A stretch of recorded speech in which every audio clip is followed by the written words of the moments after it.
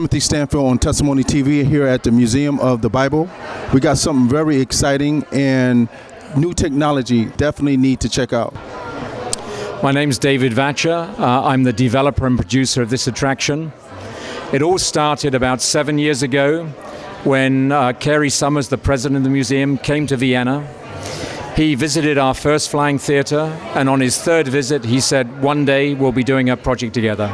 The phone rang just over 3 years ago, and Cary said, what I want is a crazy, fun family flight over Washington, D.C., connected to the Bible. So we started doing research, and in addition to the great memorials and monuments you have in this city, we found that there were other unusual places like Union Station, the railway station, and the post office, and many other places that have biblical texts. So we wanted to develop a flight, a dreamlike flight, that would take about 5 minutes, leaving from the Museum of the Bible.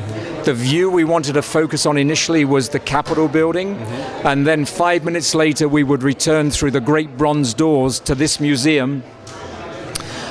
And we had to then develop a logical flight path as if you were really flying it, not just over Washington, but actually through some of the great buildings. We had meetings with the Library of Congress and also the Holocaust Museum. We explained what we wanted to do, and we were invited in to take photographs. For example, in the Library of Congress, they allowed us to go in for 4 days, 3 hours a day, to take any photographs. The team, when they came over in 2016, took over 30,000 photographs of the city in 3 days. In the Library of Congress, there's a magnificent statue of St. Paul, which is normally out of sight, and it's impossible to see it. We took over 1,000 photographs of that one statue, and using a process called stereophotogrammetry, we created a perfect 3D image of that statue, which features in the movie. So everything we do is CGI, computer-generated imagery, overlaid with real photographs, distorted to give the right perspective for the flight path. So that's a little bit about the background on how we develop the movie. We have 15 biblical texts, and we have 12 locations that you will visit. Some are well known and some are not so well known. We also have special effects, so we have wind, water, scent. We have a big strobe lightning effect, and then we have a 16-channel surround system. The nearest equivalent would be a Dolby 7.1 system, so it's right at the top end. Right. We have a big storm scene in the experience. By using the thunder, the lightning, the whole platform vibrates, so you don't just hear the thunder, you feel it. You feel as if you're in the middle of the storm, but I don't want to give too much away. Right. People need to come and experience it. Exactly. Now, in this theater, the one big difference from other theaters is you're standing. Right. So you might ask me, why would I stand? Why would I want you to stand? Right. There's two really compelling reasons. The first reason is we actually have 3 degrees of freedom, 3 degrees of motion, up and down, rolling left and right, and pitching forwards and backwards. That gives us all the flying motions we want. The roll motion in particular, the human is very sensitive to. In the roll motion, when you're standing, you have no choice. You have to shift your weight from one leg to the other. This simple motion of changing your weight from one leg to the other is connecting the human motor system to the human sensory system. Right. Now, by doing that, we stimulate what's known as the sensory motor feedback system. It's an area of much scientific study. And one particular area of study is the rehabilitation of brain-damaged people, where they have to relearn how to connect the motor system and the sensory system so they can stand up and walk, eventually balance and walk. The second reason that we stand to fly is, well, let me ask you a question. Have you ever dreamt that you can fly? Everybody dreams that they can fly. And when you fly in your dreams, do you sit in a chair?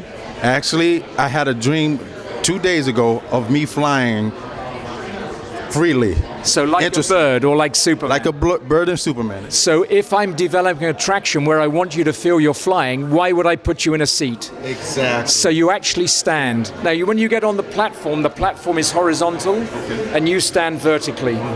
And what we then do is to pitch to the half the pitch angle. Right. Now you're in a semi-prone position, just like you would be flying in your dreams. Right. So those are two key elements.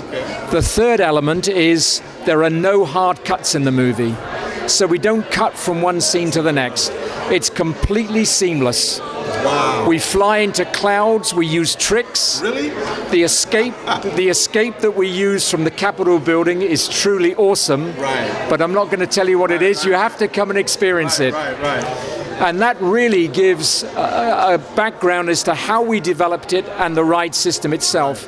Now, some people may say, yes, I'd like to do it, but sometimes I feel motion sick. Right. My wife has a very, very low threshold. I mean, a super low threshold of motion sickness. Right. So when we were younger and we would go to France by ship from Dover to Calais, from England to France, she would be looking green before we left the harbour. And I would spend the next hour trying to convince her that she looked great. Right. She has ridden the ride in Vienna. She has ridden this ride here. And the first question in Vienna is, why don't I feel motion sick?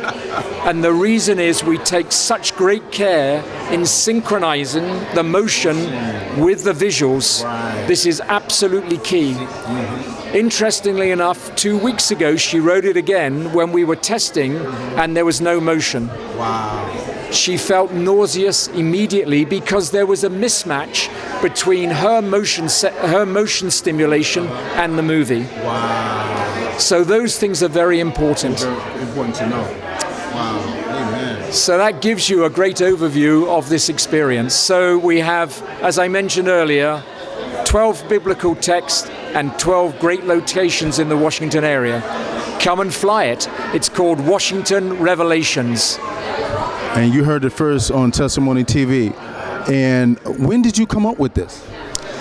The whole idea of standing on a simulator actually goes back to about 1993 when I was involved in a team that developed a new form of simulator, and for that we actually won a Sony Technology Award, but it was for one person and therefore it wasn't economically viable. So the first time we really did this for the mass audience was the project in Vienna. You heard it first here at the Museum of the Bible, and I can't wait. I just can't wait to go and experience it. Now I'm 6'7", so I hope y'all are not discriminating on tallness now. I saw somebody I think 7 feet, which just was coming in there. Wow. The ride is designed for children basically from 5 years, and last week we had a person 87 years old. So there is no height limit. We don't say 5 years. We actually put a physical limit because it's impossible to discriminate. So it's 42 inches is the minimum height. One of the other things we've done for the Museum of the Bible is to make it as inclusive as possible. So we have a seat for disabled guests with a side transfer, so you can do a side transfer from a wheelchair, and then we raise the seat so that they get a good view in the seat of the attraction. Wow, that's amazing. That is amazing. Thank you so much for this interview, and if y'all didn't hear it before and didn't experience, we're bringing it to you live from Testimony TV here at the Museum of the Bible. Thank you very much. And I met his wife, beautiful person, and she's very excited for you, man. Thank you very much. Amen. God bless.